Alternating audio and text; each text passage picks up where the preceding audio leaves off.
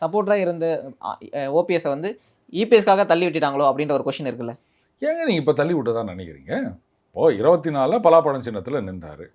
நீங்கள் மோடி சப்போர்ட்டர் அப்படின்னு சொன்னால், அப்போ இப்போ திடீர்னு மோடி சப்போர்ட்டர்லேருந்து மாறினீங்கன்னா என்ன காரணம் அப்படின்னு புதுசாக ஒருத்தர் வந்த உடனே அவரை எடுத்து தள்ளி விட்டாங்களோ அப்படின்ற கொஷின் இருக்கு. இல்லை இப்போ நான் என்ன கேட்குறேன்னா, ஒன்றும் எலெக்ஷன் அனௌன்ஸ் பண்ணலை, இவருக்கு வந்து என்டிஏ கோட்டாவில் கொடுப்பாங்களா, இல்லை வந்து எங்களுக்கு கொடுக்குற சீட்டை நாங்கள் ஒதுங்கிறோம் நீங்கள் இது பண்ணுங்க அப்படின்னு வாங்களா, இல்லை நீங்கள் வந்து நில்லுங்க பார்த்துக்கலாம் அப்படின்னு வாங்கலாம், அதெல்லாம் ஒன்றும் முடிவாகலை இல்லையா? ஆனால் இபிஎஸ் சொல்லும்போது என்ன சொல்கிறாருன்னா, ஓபிஎஸை பற்றி கேட்கும் போது அது வந்து முடிஞ்சு போன விஷயம் சொல்கிறாரு. அவரை அதிமுகவில் சேர்த்துப்பீங்களான்னு கேட்டதுக்கு அவர் சொன்னார் காலம் கடந்து விட்டது அப்படின்னு. மற்றபடி அவர் வந்து இந்த பக்கமே வரக்கூடாது, அவர் என்னை பார்க்கவே கூடாது அப்படின்லாம் அவர் ஒன்றுமே சொல்லலை.